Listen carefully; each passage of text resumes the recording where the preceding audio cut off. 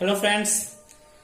तो चलिए आज हम लोग force and laws of motion का कुछ क्वेश्चन करेंगे। बिल्कुल मैं बोला था क्लास चैप्टर खत्म हो गए, लेकिन एक और क्लास बाकी है इसका, क्योंकि मुझे बहुत सारे क्वेश्चंस करवाने थे जो पिछले क्लास में मैंने नहीं करवाया था। मैं बाद में उसको जब एनालिसिस किया कि क्या क्या बाकी है, तो मुझे बहुत सारे ऐसे क्वेश्चन मिले जो मुझे करवाने चाहिए थे। ठीक है, तो चलिए अभी मैं करवा दूंगा, कोई गल नहीं, भी हो जाएगा, कोई दिक्कत नहीं है, आराम से हो जाएगा। चलिए शुरू करते हैं क्वेश्चन नंबर 1 से, ज्यादा टाइम पास नहीं करेंगे, फटाफट करते हैं। A block of mass 3 kg has a velocity u meter per second। ओह, एक ब्लॉक है जिसका मास है 3 kg, और u मीटर पर सेकंड से ये जा रहा है। Very nice, very nice. When a force of 18 Newton act on the block, force कितने का लग रहा है? 18 न्यूटन का फोर्स लग रहा है ब्लॉक पे। Very nice. चलो ये ब्लॉक हो गया मेरा, ये रहा मेरा ब्लॉक।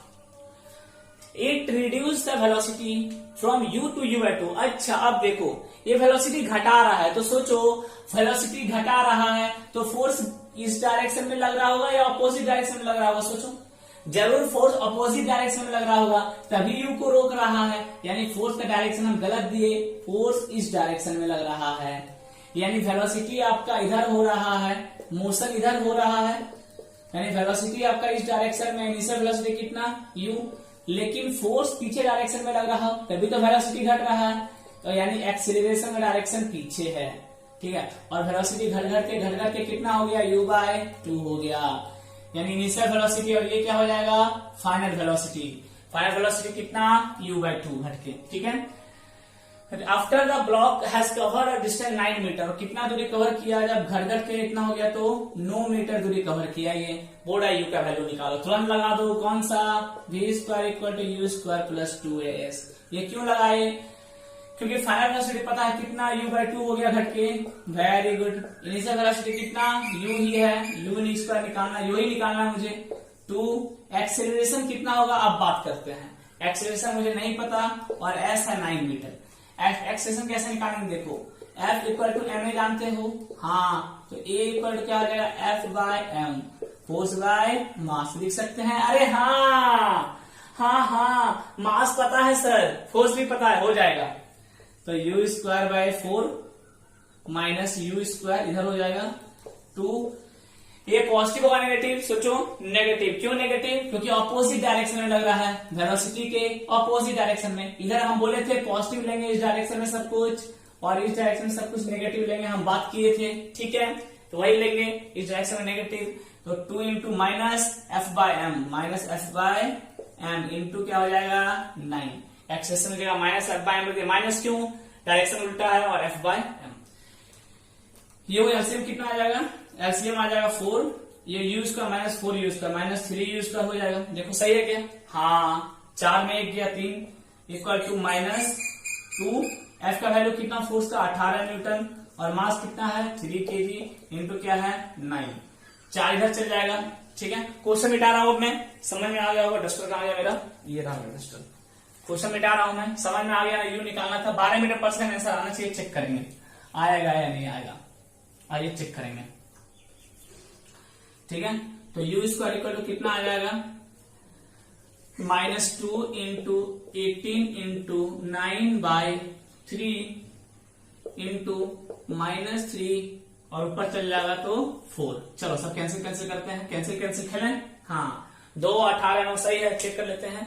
3 - 3 9 4 सही है सब। कैंसिल खेलते हैं। 3 3 कट गया, 3 3 कट गया, माइनस कट गया। हाँ, कितना आ गया?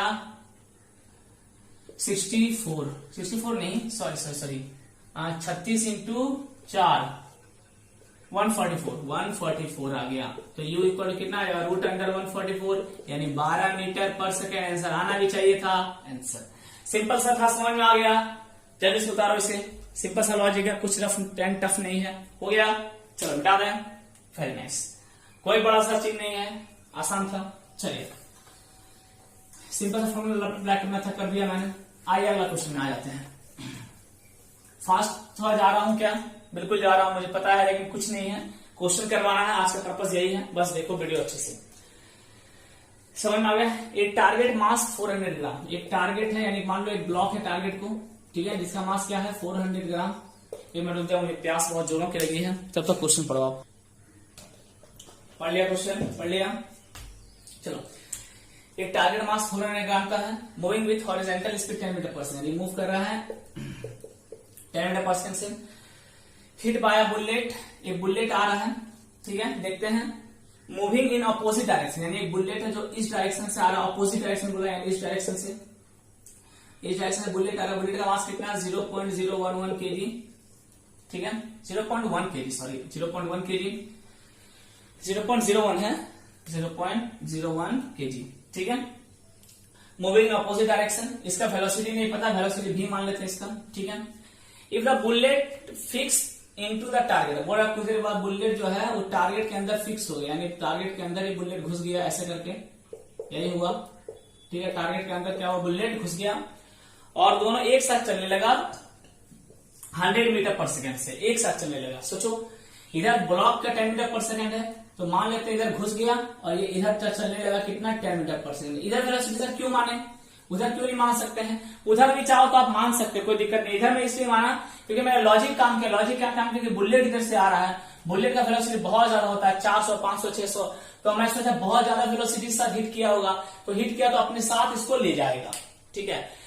तो मैं यही लॉजिक लगा के इधर वेलोसिटी दिखा दिया। देखो अगर मैं गलत हूंगा तो आंसर में खुद नेगेटिव आ जाएगा, आंसर में क्या बोला, खुद से नेगेटिव आ जाएगा, पॉजिटिव आ जाएगा, कोई दिक्कत नहीं है, आप लेके बना। चलो मान लीजिए मूव कर गया, ओके। तो बोल रहा है क्या, find velocity of the bullet at the time of striking. ये जो वेलोसिटी है बुलेट का जब वो स्ट्राइक कर रहा था तो कितना होगा, जल्दी से एक बार ट्राई करो। Velocity of bullet at the time of striking, जब स्ट्राइक करने वाला था तो क्या होगा। तो देखो दो केस है, आप देखो ध्यान से, ये इनिशियल केस है, हाँ, और ये फाइनल केस है, हाँ, ये दो केस है। इनिशियली ये था रुका हुआ, ये मतलब सॉरी 10 मीटर पर सेकंड में जा रहा था, ये भी वेलोसिटी के साथ आ रहा था, टकराया, टकराने के बाद ये इधर जाने लगा, ठीक है। इधर क्यों लिया, मैंने लॉजिक काम किया कि जरूर बुलेट इसको धक्का मारा होगा तेजी से, बहुत हाई वेलोसिटी बुलेट का, और इसको अपने साथ ले गया होगा, इसलिए मैंने इधर मान लिया, ठीक है। चलो तो बोल रहा है इधर 10 मीटर पर सेकंड से मूव करना शुरू कर दिया, ये 10 दिया है ना, 10 नहीं 100, ओहो 100 मीटर पर सेकंड, सॉरी दोस्त, ये 100 मीटर पर सेकंड से मूव करना शुरू कर दिया इस डायरेक्शन में।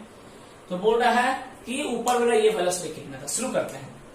Momentum initial equal to momentum final, conservation momentum लगाएंगे, जाहिर सी बात है, क्लियर कट मुझे दिख रहा है भाई, कंजर्वेशन मोमेंटम लगेगा। इनिशियल मोमेंटम किसका, इधर पॉजिटिव लेंगे direction, mass into velocity block का, तो 400 ग्राम को किलोग्राम में कर दो, इंटू वेलोसिटी कितना 10, प्लस मास इंटू वेलोसिटी इसका, लेकिन इसका वेलोसिटी नेगेटिव में लेंगे क्योंकि इस डायरेक्शन में जा रहा है, वेलोसिटी का डायरेक्शन होता है, मास कितना 0.01 और वेलोसिटी कितना -v, -v क्यों, क्योंकि ये इधर जा रहा है, ये डायरेक्शन क्या लेते हैं नेगेटिव।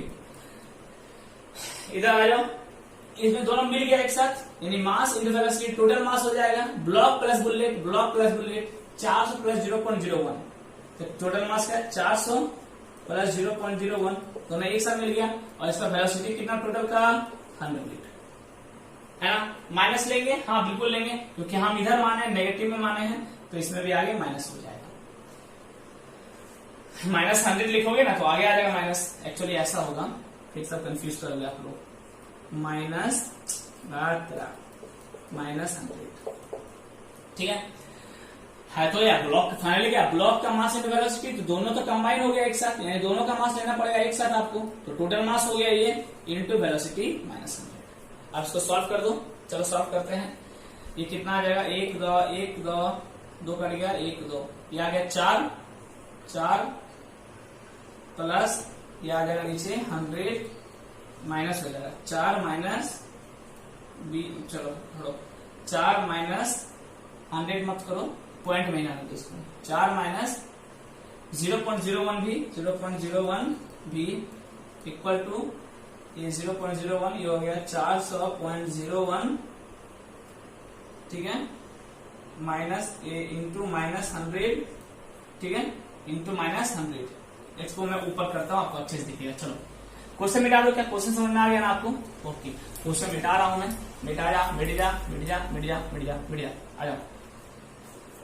हेलो, तो ये कितना हो गया मेरा, ये कितना हो गया सॉल्व करके, 4 माइनस 0.01 भी इक्वल टू 0.01 भी इसका आ गया, माइनस माइनस माइनस, समझ में आ रहा है क्या क्या? कुछ इनिशियल मोमेंटम टोटल इतना प्लस इतना, फाइनल मोमेंटम इसके बराबर इक्वल टू 400.01, ठीक है, इंटू -100। चलो पॉइंट उड़ा देते हैं बाय 100। अच्छा चाहिए पॉइंट बताओ, देखो 400.01 को हम क्या लिख सकते हैं? नियरली 400 लिख सकते हैं, बिल्कुल लिख सकते हैं, क्यों झंझट लेंगे भाई? अभी 400 नियरली इक्वल 400.01 जो है क्या मतलब हुआ? नियरली इक्वल टू 400 के बराबर है ना, क्या दिक्कत है? अब 400 में 0.01 जाएगा तो कुछ फर्क पड़ेगा? कोई फर्क पड़ेगा? ये ग्राम होगा ना, बाय 1000 होगा, अब फर्क पड़ेगा। Sorry, I am really sorry, ये ग्राम में होगा ना, फर्क पड़ेगा, बिल्कुल करेगा। मैं सोचा नहीं ग्राम में है ये। चलो देखो ग्राम में है ना ये, तो 0 कटा 0 कट गया, ये 0.4 आ जाएगा, तो 0.4 प्लस 0.01 फर्क पड़ेगा। आ गया?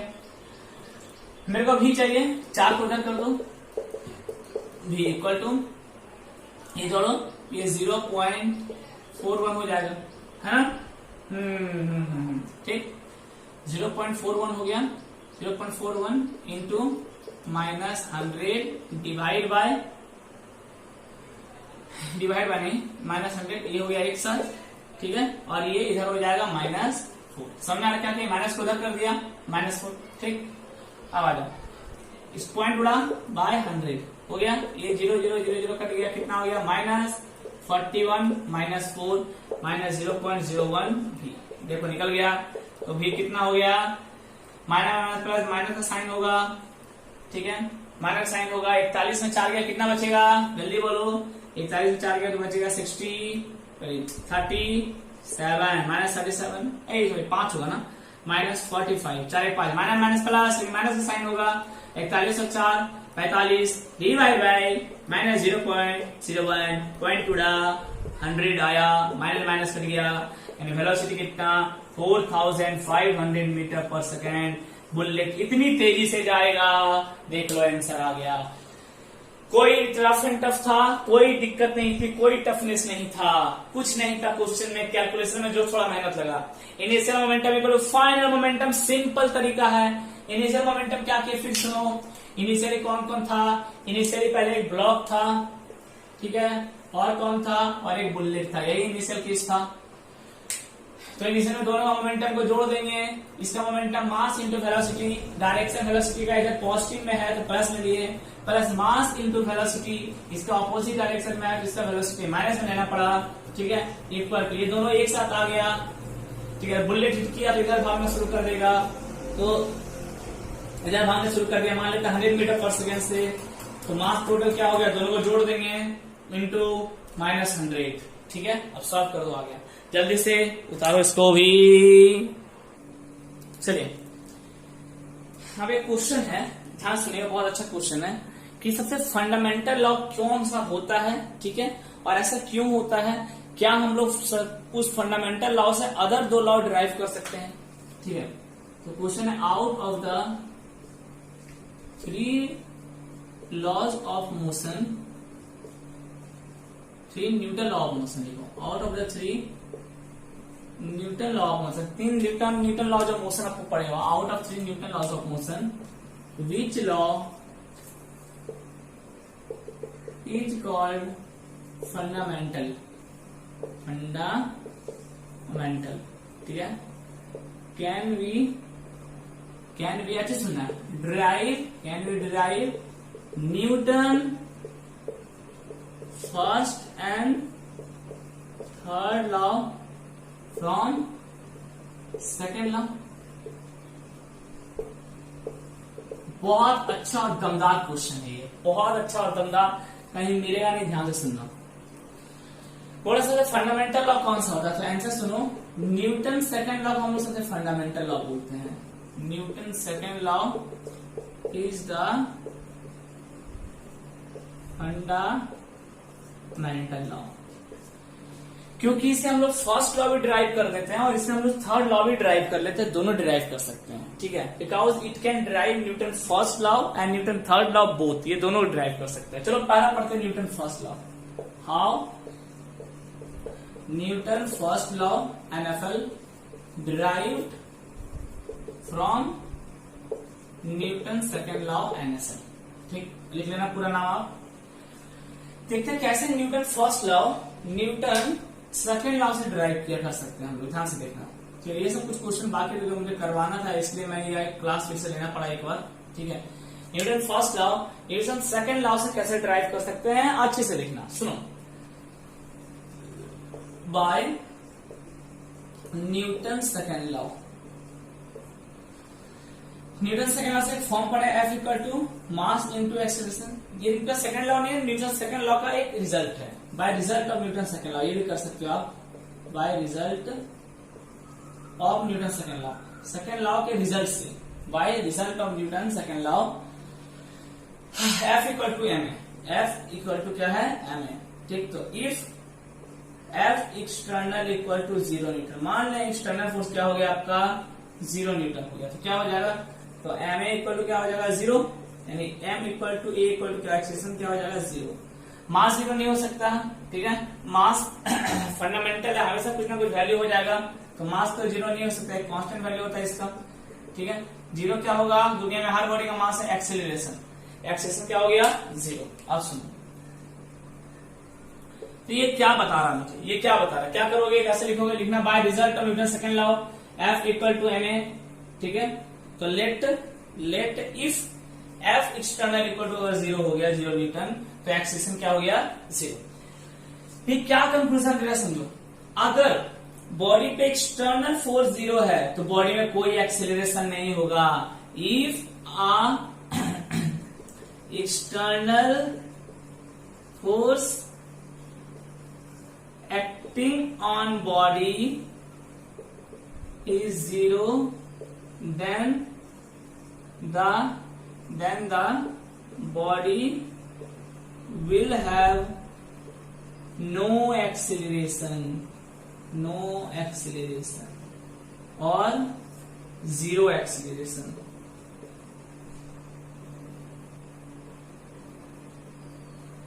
ठीक है, अब कोई एक्सटर्नल फोर्स एक्ट नहीं हो रहा बॉडी पे, तो बॉडी का एक्सेलरेशन क्या होगा 0 होगा, बॉडी में कोई एक्सेलरेशन नहीं होगा रे बाबा। ठीक, अब 0 एक्सेलरेशन क्या मतलब हुआ, 10 0 acceleration means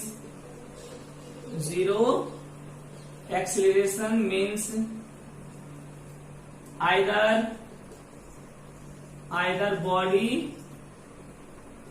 is at rest either body is at rest or moving with constant velocity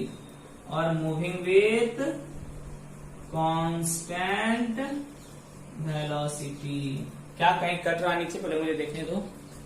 हाँ, थोड़ा सा कट रहा है, ठीक है, थोड़ा सा कट रहा है, तो मैं थोड़ा सा इसको ठीक कर देता हूँ आपका। ये रहा, अब नहीं कट रहा ना। ओके, क्या मतलब समझना, इसको क्या समझ लो अच्छे से। अब तो न्यूटन फर्स्ट लॉ कैसे ड्राइव हुआ, सुनना ध्यान से। देखो न्यूटन सेकंड लॉ क्या बोल रहा है कि अगर कोई बॉडी पे एक्सटर्नल फोर्स 0 हुआ तो उस बॉडी का कोई एक्सेलरेशन नहीं होगा, मतलब एक्सेलरेशन 0 हो जाएगा। 0 एक्सेलरेशन मतलब क्या होगा, चाहे तो बॉडी रेस्ट में रहेगा, either body is at rest और मूविंग विथ कांस्टेंट वेलोसिटी, या फिर बॉडी कांस्टेंट वेलोसिटी के साथ चलना शुरू कर देगा। अरे भैया, अरे बहना, न्यूटन सेकंड लॉ भी तो यही कहता है, न्यूटन फर्स्ट लॉ भी तो यही कहता है। क्या बोलता है, if an external force acting on the body then, Newton first law यही बोलता है, if a body is in rest और move with uniform velocity, if a body is in rest और मूव विथ यूनिफॉर्म वेलोसिटी या constant velocity, then there will be no external force act on the body, है ना। Sorry, मैं उल्टा बोल दिया। अगर कोई बॉडी पे एक्सटर्नल फोर्स एक्ट नहीं हो रहा है तो वो बॉडी रेस्ट में है तो रेस्ट में रहेगा, या कांस्टेंट वेलोसिटी के साथ चल रहा है तो कांस्टेंट वेलोसिटी के साथ चलता रहेगा। यही तो था, अगर कोई बॉडी में एक्सटर्नल फोर्स एक्ट नहीं हो रहा है, अगर कोई बॉडी में एक्सटर्नल फोर्स एक्ट नहीं हो रहा है तो वो बॉडी चाहे रेस्ट में होगा तो रेस्ट में रहना चाहेगा, और कांस्टेंट वेलोसिटी के साथ चल रहा है तो कांस्टेंट वेलोसिटी के साथ ही चलता रहना चाहेगा। यहाँ भी देखो ड्राइव करके वही चीज आ रहा है कि बॉडी पे अगर एक्सटर्नल फोर्स 0 है तो एक्सेलरेशन 0, एक्सेलरेशन 0 का मतलब क्या हुआ, बॉडी रेस्ट में रहेगा या कांस्टेंट वेलोसिटी के साथ चलता रहेगा। ठीक है, तो यहाँ पे ये आपका पहला स्टेप रहा, ये आपका दूसरा स्टेप रहा। ठीक है, पूरा लिखने का, यहाँ लिखना लास्ट में 10, लास्ट में लिखना 10, लास्ट में लिखो, यहाँ पे हो गया, उसका लिखना 10, The same thing explained by Newton's first law of motion. Thus, the same thing explained by Newton's first law of motion, that if the external force act on the body is zero, if the external force act on the body is zero, then the body will be at rest. If the external force act on the body is zero, then if the body is in rest, will remain in rest, and if the body is moving with external velocity, if the body is moving with constant velocity, then it will remain in uniform velocity or constant velocity. बस यही है Newton first law और इसी को ये drive कर रहा है। यानी यहां तक करके न्यूटन फर्स्ट लॉ को उतार देना, आंसर आ जाएगा। खत्म हो गया प्रूफ, हो गया प्रूफ। चलो मिटा दो मैं न्यूटन सेकेंड लॉ का, तो Newton first law Newton second law से प्रूफ कर दिया। अब आते हैं न्यूटन थर्ड लॉ को। मिटाएं? अरे भैया जल्दी बोलो, मिटाएं कि नहीं मिटाएं? मिटाते हैं। चलो अब आते हैं न्यूटन थर्ड लॉ को प्रूफ करते हैं। न्यूटन थर्ड लॉ,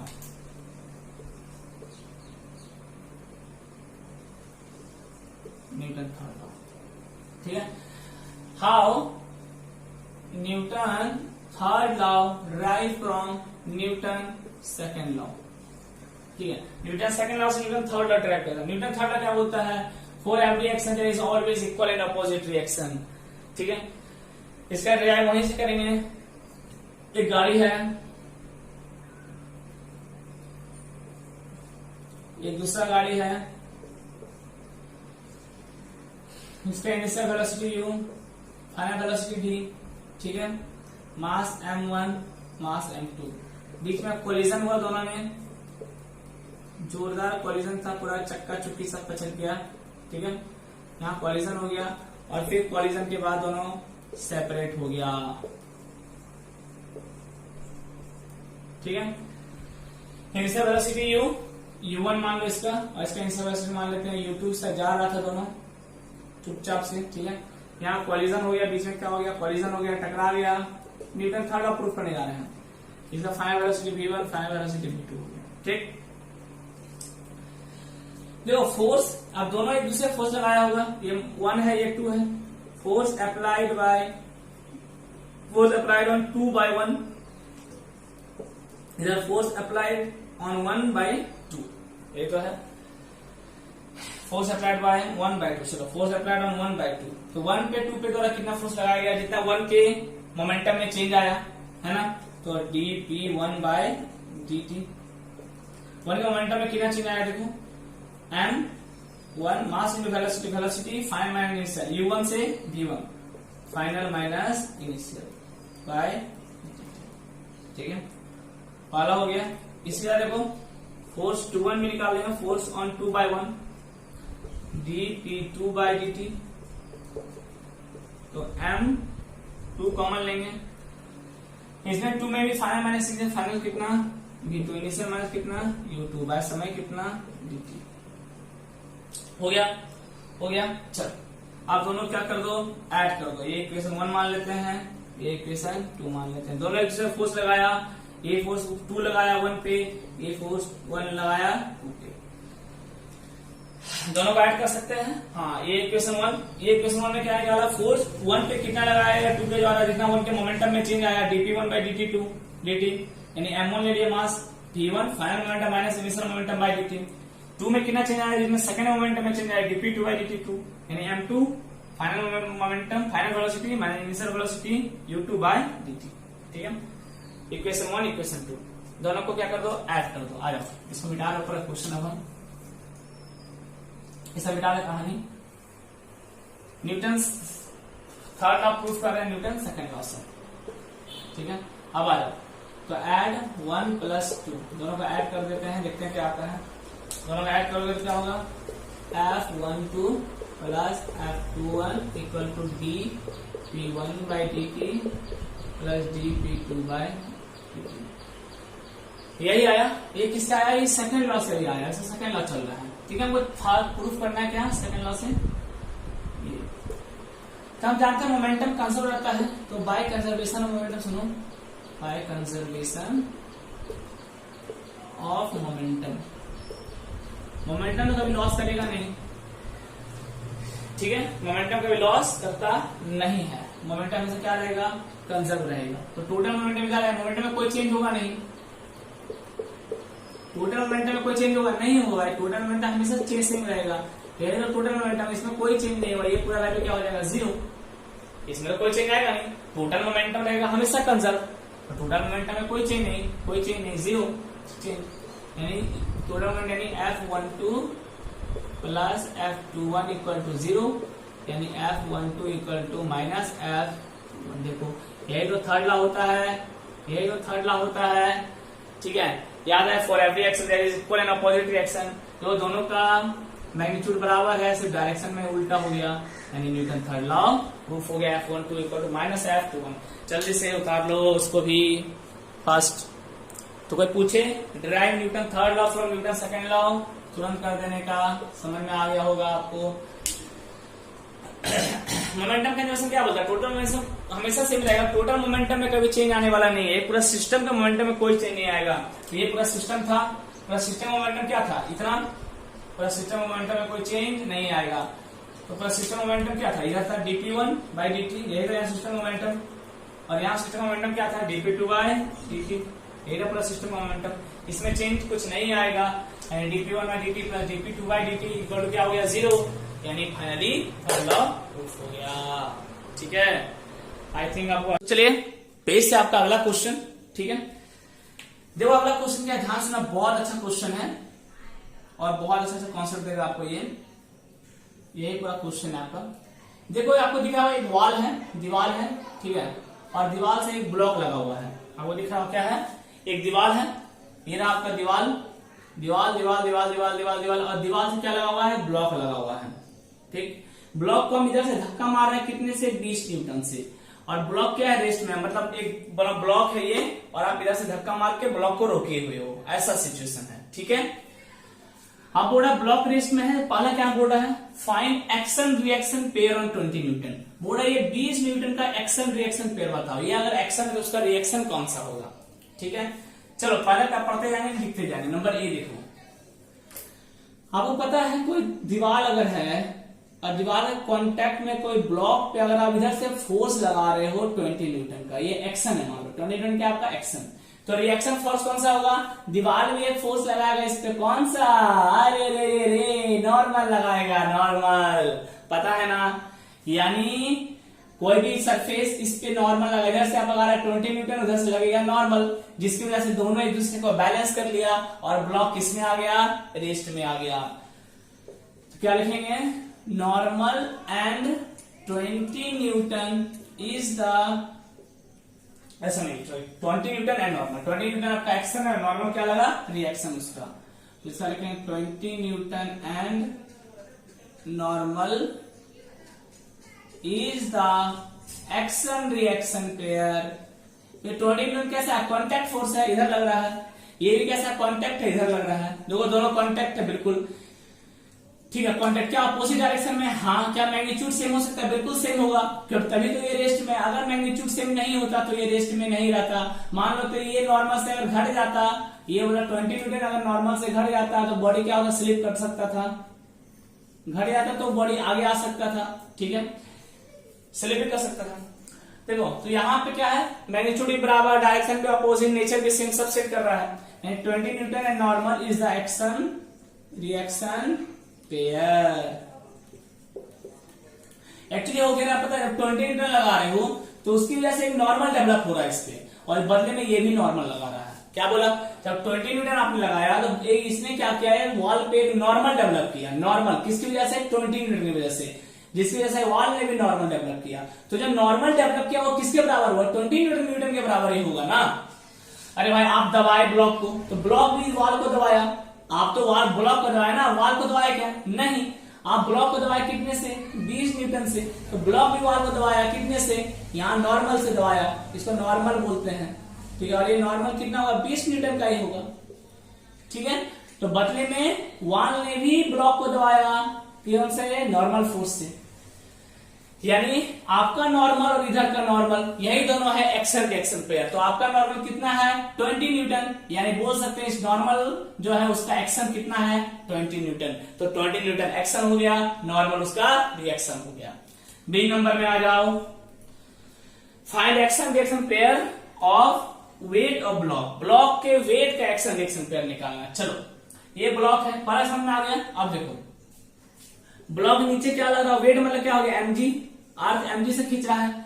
आपको मैं पीछे बताया था, याद करो, कोई ब्लॉक अगर है उस पे नीचे अगर mg लग रहा है और ये अर्थ है, अर्थ इसको mg से खींच रहा है, तो ब्लॉक भी अर्थ को mg से खींच रहा है, तो mg का एक्शन रिएक्शन पेयर क्या हो जाएगा, mg ही होगा। लेकिन यहाँ mg क्या है, ये mg अर्थ लगा रहा ब्लॉक पे और एक mg ब्लॉक लगाएगा अर्थ पे, ठीक है।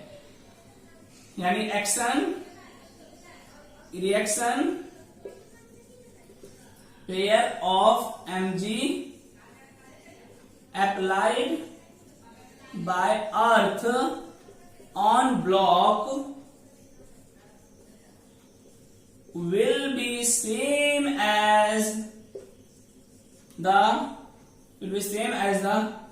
mg applied by block on earth। इसका उल्टा, जितना अर्थ ब्लॉक पे लगा रहा है mg उतना ही ब्लॉक अर्थ पे भी लगा रहा है mg, वही दोनों क्या हो गया, एक्शन रिएक्शन पेयर। बी का बन गया, बी का बन गया। चलो सी नंबर में आए क्या, बिल्कुल आए, मिटा दें दोनों को, बी और सी, ठीक है। ए हो गया, बी हो गया, यही मिटाते हैं, ए हो गया और बी भी हो गया। अब सी में आओ, बड़ा find the force acting on block due to which block maintain its state of rest.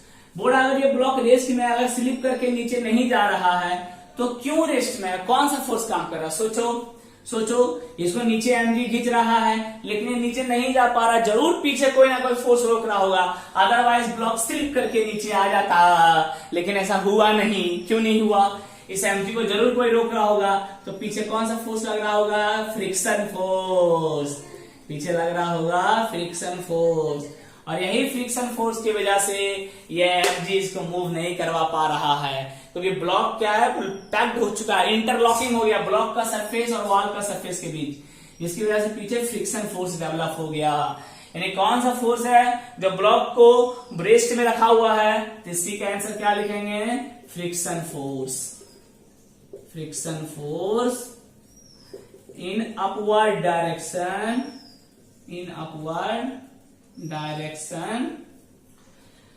ठीक है। Maintain its state of rest,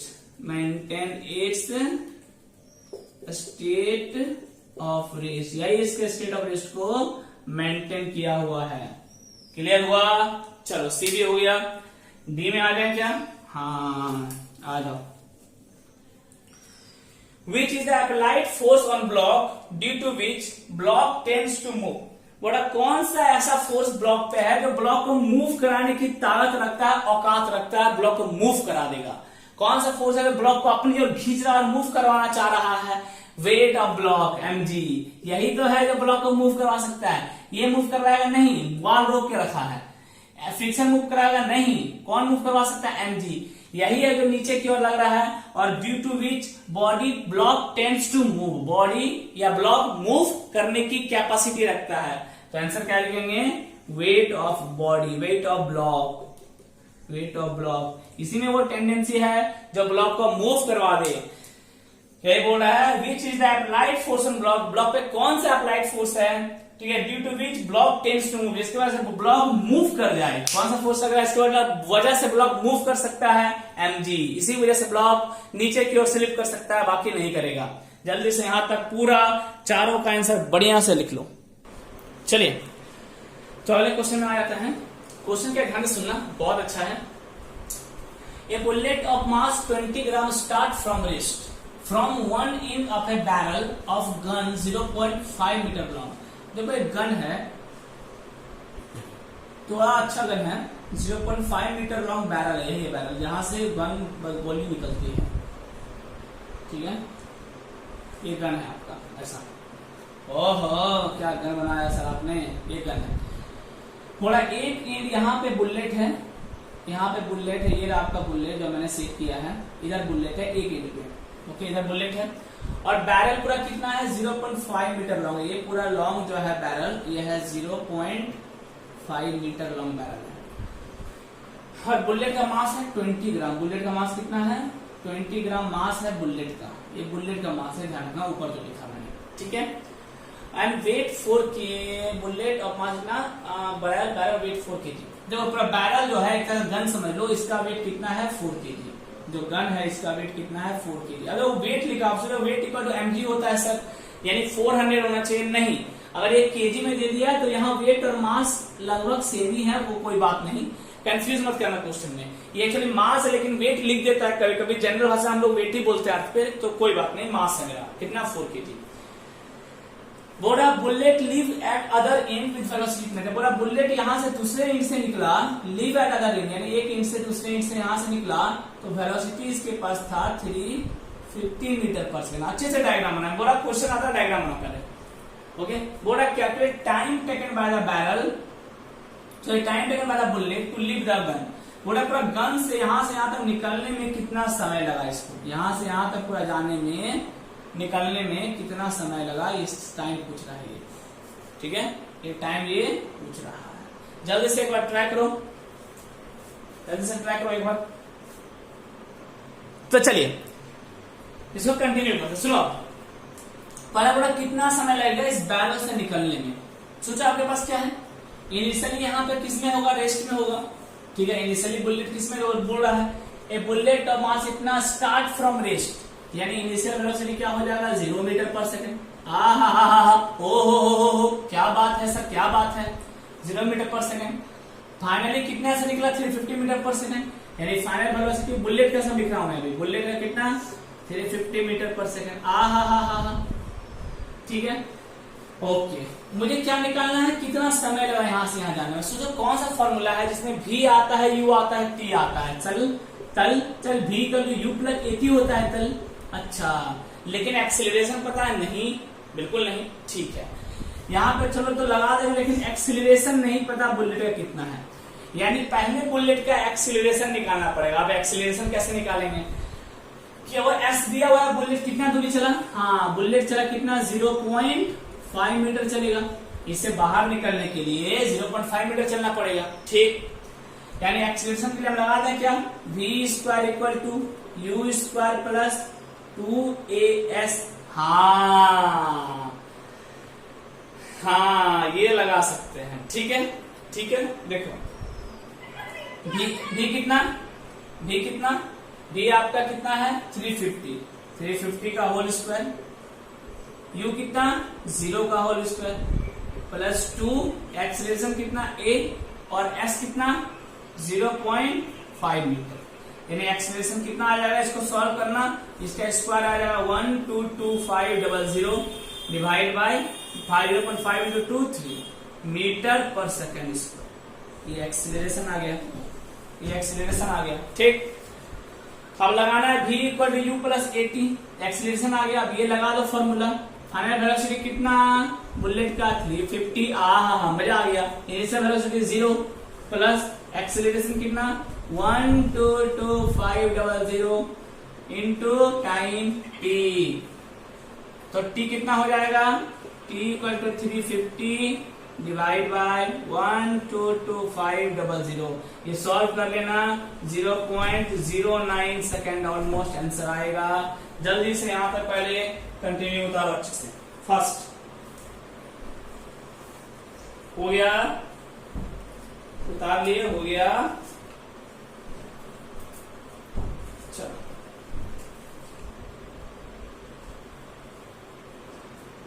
ठीक है। ये मैंने कैलकुलेटर में किया, ये 0.009 आएगा, सॉरी 0.09 नहीं है, 0.009 है, ठीक है, लिख लेना। आपका टाइम आ जाएगा। क्या किया, कुछ नहीं किया, मैं सीधा यूज किया v equal to U plus AT, v equal to U plus AT, ठीक है। उसका v के जगह पुट कर दिया कितना 350, u के जगह 0, a के जगह जो यहाँ वैल्यू निकल गया, अच्छा बाय 3 होगा, बाय क्या हो जाएगा, यहाँ 3 हो जाएगा, ठीक है, बाय 3 हो जाएगा, ध्यान रखना। a के जगह क्या कर दिया बाय 3 इंटू क्या हो जाएगा टाइम t, ओके। तो कितना निकल गया 0.009 सेकेंड। जल्दी से इसको उतार लो, चलिए उतार लिया आपने, हो गया। अब देखो आपका एक सवाल होगा सर, ये डायरेक्ट यूज क्यों नहीं कर दिया? हम कर सकते थे ना, s equal to UT plus half AT square कर सकते थे। हमें s पता था 0.5, हमें u पता था 0, ठीक है, एक्सीलरेशन भी पता था कितना, एक्सीलरेशन पता नहीं था, तो आप ये भी यूज कर सकते थे, इससे भी निकाल सकते थे, लेकिन बात बराबर पड़ता, यहाँ भी एक्सीलरेशन निकालना पड़ता। आप ये भी यूज कर सकते थे s equal UT plus half AT square, UT को 0 कर दिया इनिशियल वेलोसिटी, तो s इक्वल टू क्या होता, हाफ एटी स्क्वायर हो जाता। आप एक्सीलरेशन का वैल्यू इसमें पुट कर दो, s का वैल्यू वहां से पुट कर दो 0.5, इससे भी आंसर आ जाएगा, बिल्कुल सही है। ठीक है, पहला समझ में आया अच्छे से, बढ़िया से, एकदम मजा आ गया, दिल खुश हो गया, एक्सीलरेशन निकाल दिए, पुट कर दिए, टाइम आ गया। चलो अब आते हैं नेक्स्ट टाइप में। अगला क्या बोला, वेलोसिटी ऑफ रिक्वायर्ड गन, जो गन पीछे रिक्वायर्ड होगा उसका वेलोसिटी निकालना है। अच्छा ये तो हो गया, बहुत अच्छा, बहुत बढ़िया, मन खुश हो गया। अब वेलोसिटी ऑफ रिक्वायर्ड गन, तो बुलेट आगे गया, बुलेट आगे गया भाई, तो जो गन होगा वो झटका से कहां जाएगा, वो झटका से पीछे जाएगा। ठीक, बुलेट आगे कितने से गया, वीवी से, velocity of bullet, final velocity of bullet. ठीक, इनिशियल वेलोसिटी ऑफ बुलेट 0, ये फाइनल वेलोसिटी ऑफ गन आपको निकालना है, कितने से पीछे जाएगा। ठीक है, यानी फाइनल वेलोसिटी ऑफ गन मुझे फाइंड करना है। इनिशियल वेलोसिटी ऑफ गन कितना हो जाएगा, 0 हो जाएगा, इनिशियली पूरा रेस्ट में है। ठीक है, initial velocity of gun 0। Mass of bullet कितना दिया है भाई, मास ऑफ बुलेट दिया है 20 ग्राम। ठीक है, और मास ऑफ गन कितना है 4 kg। ठीक है, बैरल मतलब गन लेके चलेंगे। ठीक, चलो तो क्या लगा देंगे, initially mass of bullet into velocity of bullet, mass of bullet initial velocity of bullet plus mass of gun into initial velocity of gun, ये हो गया इनिशियल पूरा, equal to mass of bullet into final velocity of bullet, भी लिखे, plus mass of gun into final velocity of gun, यही होगा। हाँ, मास of bullet कितना है 20 ग्राम, यानी 20/1000 हो जाएगा। इनिशियल वेलोसिटी ऑफ बुलेट कितना है 0, ओके। मास ऑफ गन कितना 4, initial velocity of gun 0, equal to mass of bullet कितना, फिर से 2 ग्राम 2/1000, और फाइनल वेलोसिटी ऑफ बुलेट कितना 350, प्लस मास ऑफ गन कितना, मास ऑफ गन 4 kg। अब देखो यहां फाइनल वेलोसिटी ऑफ गन क्या लेंगे, नेगेटिव में लेंगे। इनिशियली तो पूरा रेस्ट में था, लेकिन फाइनली जो बुलेट तो पॉजिटिव एक्स एक्सिस की ओर गया, लेकिन गन रिक्वायर्ड होकर नेगेटिव एक्स एक्सिस की ओर गया, तो इसको नेगेटिव में रखेंगे, minus V velocity of gun लेंगे।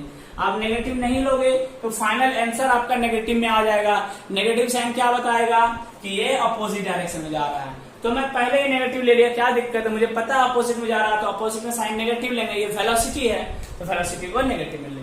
चलो इसमें जल्दी से सॉल्व कर लेता हूं, उसके बाद चेक करता हूं कितना आ रहा है।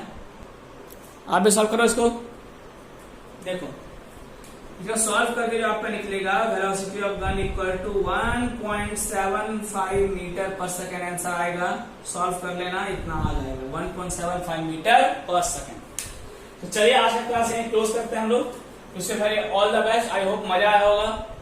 सिंपल सिंपल चीजें थी, कंजर्वेशन ऑफ मोमेंटम लगा दिया, initial momentum equal to final momentum, initial momentum of gun, initial momentum of bullet plus final momentum bullet, final momentum of gun, mass velocity. Easy है, आ गया। Wish you very all the best, अच्छे से पढ़ाई करें। मैं हमेशा एक बात बोलता हूं, दिल से पढ़ाई करें, ठीक है, और ऐसा कर लें जो भी चैप्टर आप करते जा रहे हो पैरेलली इस टाइप से इसको करते जाओ कि दोबारा उसे देखना ना पड़े। ठीक है, छोटा छोटा टॉपिक है, कोई बहुत बड़ा बड़ा चैप्टर नहीं आया कि बहुत बड़ा एक ही बार में टूट पड़ा। वो फील तब होगा जब आप क्लास 11 में जाओगे, अभी 10th तक बहुत आसान है। ओके, तो मिलते हैं आपसे अगले क्लास में। Wish you very all the best.